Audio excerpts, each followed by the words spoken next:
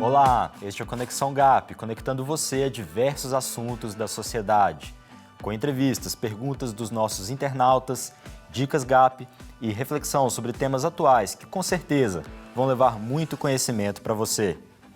Não saia daí, pois o Conexão GAP já está no ar.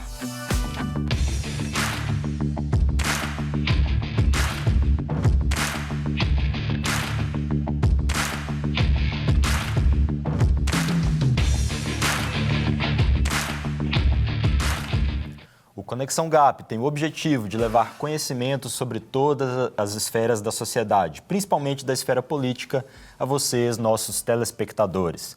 Queremos estimular você que nos assiste a se envolver nos problemas da sua cidade e do Brasil, para que se torne um influenciador, uma pessoa ativa e engajada.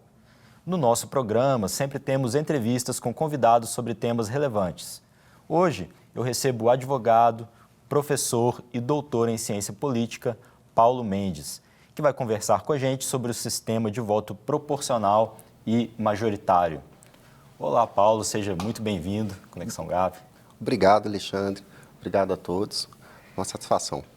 Então, doutor Paulo, a Constituição trata de dois sistemas diferentes de apuração de votos, o sistema proporcional e o sistema majoritário. Você pode explicar para a gente a diferença entre os dois e em qual caso cada um deles se aplica? Perfeitamente.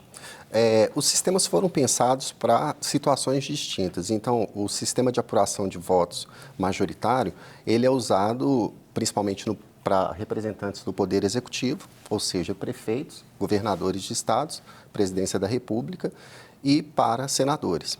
Já o sistema proporcional, ele é usado, grosso modo, para o legislativo, para os parlamentares, ou seja, vereadores, deputados estaduais e deputados federais. Sim. Eles funcionam na seguinte razão. O sistema proporcional, ele é uma apuração múltipla. Então, são vários representantes, né, da população, seja nas instâncias municipal, estadual ou federal. E, então, você tem vários eleitos que representam parcelas da população, né, nas casas legislativas. Já os cargos, né, majoritários, eles são únicos, exclusivos. Então, nesse contexto, não teria como. Então, tem que ser a maioria dos votos, que pode ser a maioria simples, quanto, né, assim, você tem aquele que tiver mais votos, maioria simples ou relativa, ou a maioria absoluta, que aí a gente está falando de segundo turno, que são os casos que, para buscar uma maior legitimação daquele candidato, você vai submeter a um segundo turno para que ele obtenha daquela forma, então, a maioria mesmo da população. Entendi. E a partir dessas definições, quais são as vantagens e desvantagens de cada um desses modelos? Perfeito. O majoritário, uma das principais vantagens é porque você tem uma pessoa, né, que foi eleito, porque é um cargo, então é mais fácil você identificar, né, esse indivíduo para que você, teoricamente, possa acompanhar e também responsabilizar quando for o caso. Outra vantagem é porque o sistema majoritário é muito simples, é muito comum, todo mundo compreende, né? A maioria, então, não tem muito segredo. Desvantagens, né, desse sistema majoritário. É até um discurso interessante que, na literatura, lá no surgimento da Constituição dos Estados Unidos, em 1787, antecedeu, né, com a publicação de vários, né, artigos, né, vários papers, que era a obra denominada O Federalista, né, os federalistas. Então, a discussão é do discurso contra-majoritário, que quer dizer o seguinte: no caso, como você tem um representante da maioria, você tem uma grande parcela, você pode ter uma grande parcela que não está representada. Essa seria, acho que, a principal crítica ao sistema majoritário, porque muitos ficam sem representação. Sim. É como se fosse uma divisão mesmo do eleitorado. As vantagens do sistema proporcional é porque ele reflete a sociedade. A sociedade é diversa, com várias clivagens sociais, vários perfis, que elegem os seus representantes. Então, nas casas legislativas, você consegue ter o seu representante lá. É a principal vantagem. Por quê? Porque, na verdade, o representante do povo é o vereador no município, é o deputado estadual, no âmbito estadual, né? E o deputado federal representando o povo daquele estado, da federação, lá no Congresso Nacional. Porque o chefe do executivo, no majoritário, né, ele representa o Estado. Então, quem representa o município é o prefeito. O município não representa o povo do município, são os vereadores. Sim. O Estado, quem representa é o governador, não são os deputados. Os deputados representam o povo do Estado. E no Congresso Nacional, os estados federados, que é o modelo também surgido lá na Federação, né, da Constituição dos Estados Unidos de 1787, os senadores representam os estados federados também. Papel semelhante aos governadores, né? Existem países, por exemplo, como a Argentina, que o eleitorado costuma votar no mesmo partido para governador e para senador, para que tenha esse alinhamento, já que os dois representam o mesmo estado. E, finalizando, o povo é representado no Congresso Federal pelos deputados federais e até por isso, né, isso tem puxado, tem dado um destaque à eleição dos deputados federal, né, pelas cláusulas de desempenho, né, pela de barreira. Por quê? Porque eles representam o povo e o presidente, né, representa a União, né, o governo federal. Sim. E como você disse, né, o sistema majoritário é muito simples, todo mundo compreende, né, é a contagem simples de votos, mas acerca do sistema proporcional, né, que tem muita dúvida, você pode explicar para a gente de um modo bem didático como funcionam os cálculos e o que é o quociente eleitoral e o quociente partidário? Perfeito. Então, como eu disse, assim, tem as vantagens e as desvantagens, né? Há muitos partidos. Acho que atualmente registrados cerca de 32, né? 32 partidos registrados. Isso na literatura, os países que conseguiram, né, ter um aperfeiçoamento, né, assim, uma acurácia assim, na questão de número de partidos, ou seja, reduzir o número de partidos, fortalece o posicionamento, a ideologia desses partidos e permite à população mais clareza, mais transparência no que aquele partido realmente quer. E isso é uma coisa interessante. E a questão, por exemplo, que por ter muitos partidos dificulta muito a governabilidade, que o executivo e o legislativo, eles em certos momentos vão travar. Esse coeficiente, esses quocientes, né, tanto o eleitoral como o partidário, eles são assim estratégicos para os partidos políticos. Então, por exemplo, o primeiro quociente que é analisado, que é calculado, de forma bem simples, tá? É o quociente eleitoral. Ele é simplesmente somar, né, os votos, apurar, né, os votos válidos, ou seja, a gente não considera os votos nulos e os votos em branco, e aí desses votos válidos se divide pelo número de cadeiras que estão, né, sobre disputa naquele determinado local. Então, por exemplo, você pega em nível de estado, eleições, a título de exemplo, para deputado federal, você tem, por exemplo, Minas Gerais com 53 vagas nas 513 cadeiras para deputado federal. Você tem estados que, de acordo com sua população, tem 8 vagas para deputados federais, como, por exemplo, Acre, Roraima, etc. Sim. Então, você vai dividir simplesmente os votos válidos por esse número, e aí você chega numa conta. Em 2018, nas eleições para 2018, a título de exemplo, o quociente eleitoral, ele foi para deputado estadual aqui em Minas em torno de 130 mil, e para deputado federal de Minas foi em torno de 190 mil. E depois de feito isso, aí é o outro cálculo que é importantíssimo, porque aí você vai somar quantos votos o partido político teve, e aí você vai dividir por esse quociente eleitoral. Aí você vai obter nessa conta o quociente partidário, que é o número de vagas que aquele partido vai ter. Então, assim, facilitando o exemplo, quociente eleitoral. Vamos supor que teve 80 mil votos para aquela região, sendo que eram 8 cadeiras disponíveis, né, para a Câmara de Deputados. Você tem, então, um quociente de 10 mil. Beleza. O partido teve 50 mil votos. 50 mil dividido pelo quociente eleitoral, que é 10 mil, você vai ter 5, ou seja, 5 deputados federais daquele partido. E aí, individualmente, quem teve mais votos, sequencialmente. Isso faz com que, em alguns casos, né, você tenha pessoas que tiveram menos votos do que o candidato X, mas por causa das vagas daquele partido, né, pelo quociente, o partido tem direito àquelas vagas que você falou no exemplo 5, né? Isso é a principal crítica, Alexandre. Mas isso acontece em qualquer sistema. Mesmo no sistema norte-americano, para a presidência, como ele tem a questão dos delegados, acontece, né, de você ter mais unidades, né, votando em certo presidente, candidatos. e você tem candidatos que tiveram mais votos no total, mas que não foram eleitos presidente. Sim. Bom, existem inclusive casos emblemáticos, né, de puxadores de votos que garantiram a eleição de pessoas com baixíssimo número de votos. Você pode comentar alguns desses casos para a gente? E mais, qual seria o principal prejuízo desse tipo de sistema? Você até já mencionou um pouco, né, que é essa questão de muitas vezes você tem um candidato que teve poucos votos, mas entra porque o partido teve muitos votos, né? Exatamente. Olha, isso, na verdade, se tornou, notoriamente, uma estratégia dos partidos, né? Porque você tem os puxadores de votos, que são assim, por exemplo, para deputado federal, hoje é mais estratégico que nunca, né? A gente teve a emenda constitucional 97, em 2017, que aí, para participar do fundo partidário e ter direito a recurso do fundo partidário e mais tempo de TV e rádio, você tem que ter, né, um desempenho muito bom na eleição de deputados federais. Então, você tem como estratégia ex-candidatos à presidência da República, ex-senadores, ex-governadores, pessoas famosas, né, conhecidas, né, que vão puxar voto para outros do partido, porque o voto é do partido.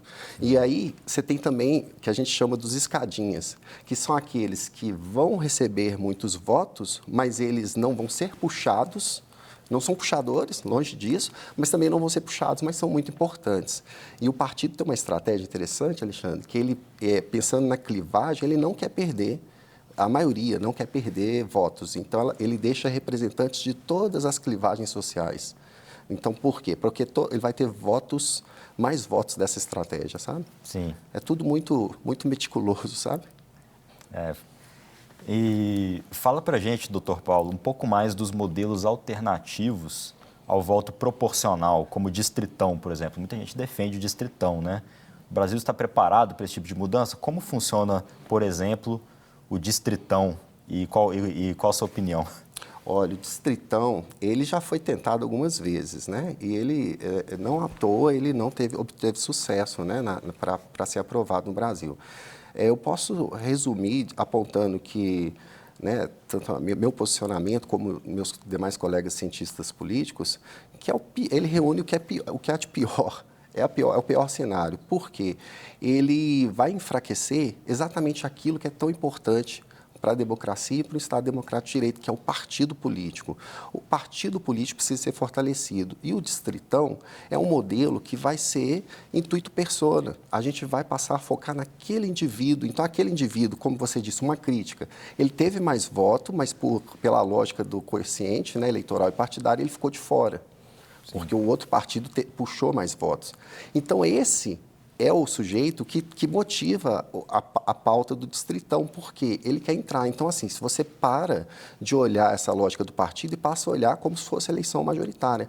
Na verdade, é uma eleição majoritária para o legislativo. Então, você vai ter, na verdade, muitos cargos, mas você vai ter aqueles mais votados e exclusivamente isso. Eles apontam como vantagem, porque é simples de entender como a eleição para presidente, prefeito. Mas você desperdiça votos, porque você votou naquele candidato, naquele partido, e seu voto é desprezado. Então, você desperdiça muitos votos. Eu acho o seguinte, o Brasil está longe de estar preparado para isso, porque é diferente de outros países que têm menos partidos, que as pessoas identificam o posicionamento do partido, ou seja, você vota naquele representante do partido, você sabe o que esperar. Aqui no Brasil, a gente não sabe o que esperar. E você começar a votar intuito persona, as pessoas, elas deixam de existir, elas deixam de estar disponíveis. Mas os partidos, não. E aí a gente tem que trabalhar essa questão da valorização, né, da política. Sim.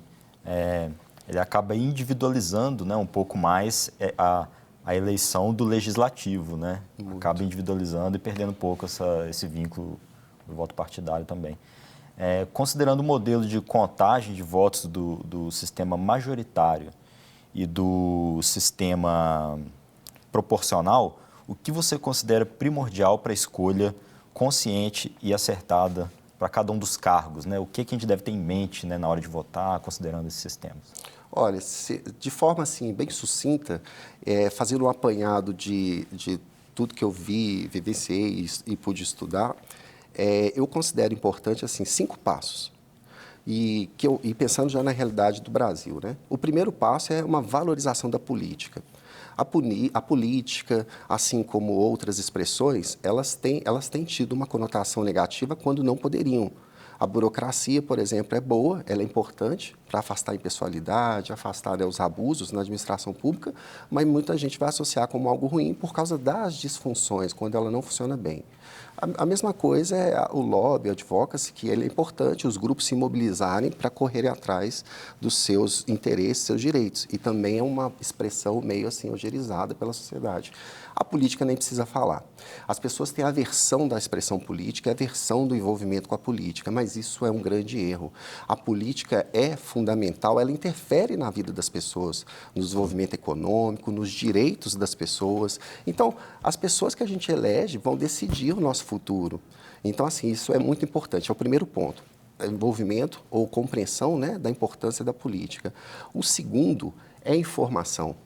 E as pessoas têm falhado, muitas pessoas têm falhado nisso. Primeiro, porque se você não passa pelo primeiro momento de compreender a importância da política, você não vai para o segundo passo, que é buscar informações, tanto de direitos, tanto de conceitos, saber o que está falando e também sobre os candidatos. Então, por exemplo, a questão de espectro direita-esquerda que surge lá na Revolução Francesa, né, materializado lá com a Liberté, a questão da espectro direita e depois igualité na Revolução Industrial. Isso já houve uma inversão que a gente vê mundial e chegou aqui nas últimas eleições, que ficou uma questão mais até ideológica, né? Então, assim, as pessoas precisam compreender isso, compreender que tem esse contexto, né?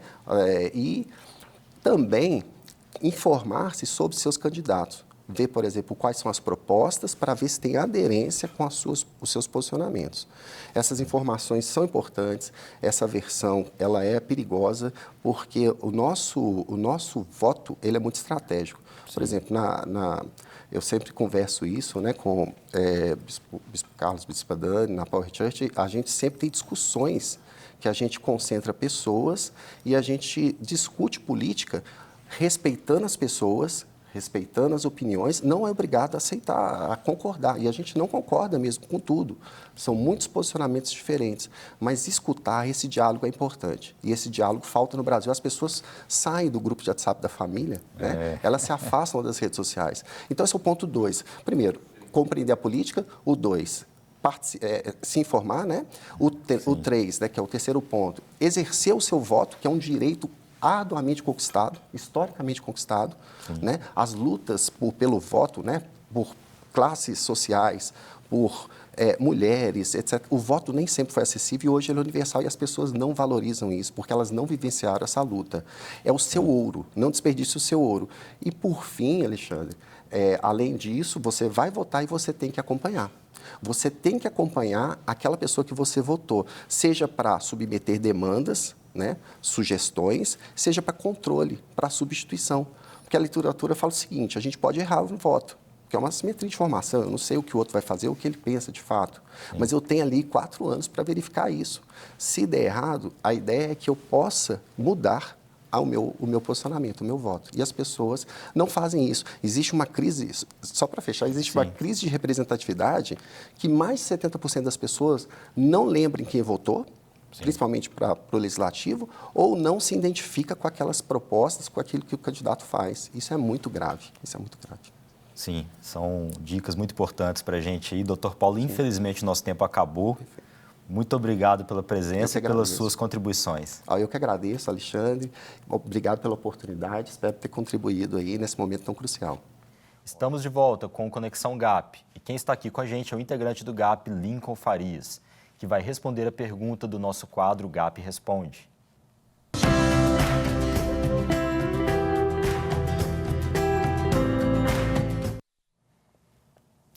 Olá, Lincoln, seja muito bem-vindo novamente. Qual é a pergunta de hoje? Olá, Alexandre. Olá, galera da Conexão GAP. É um prazer estar aqui com vocês. A nossa pergunta hoje vem de Uberlândia, Minas Gerais, e quem pergunta é o Fernando Mendonça.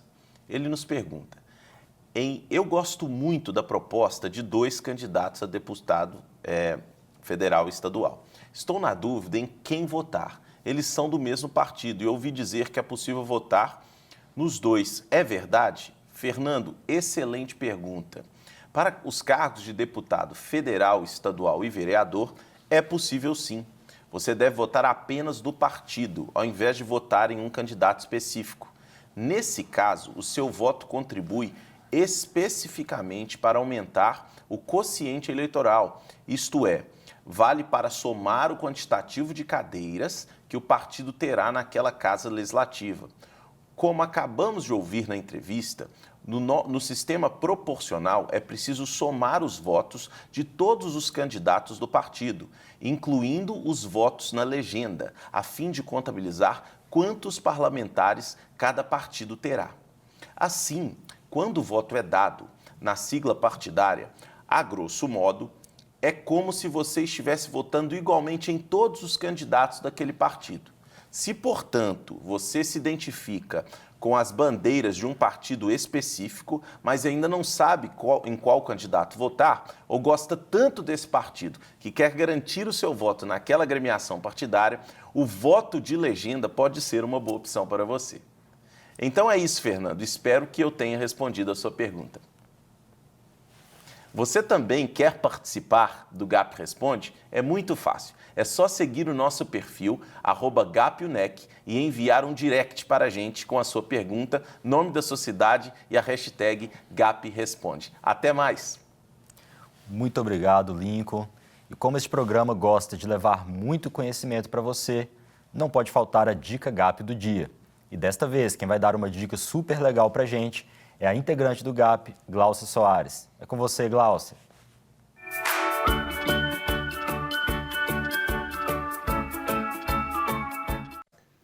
Olá, pessoal, bem-vindos ao nosso quadro Dica GAP. Este espaço traz para você diversas dicas de livros, filmes, sites, eventos e muito mais. Dicas que com certeza irão edificar sua caminhada cristã e cidadã.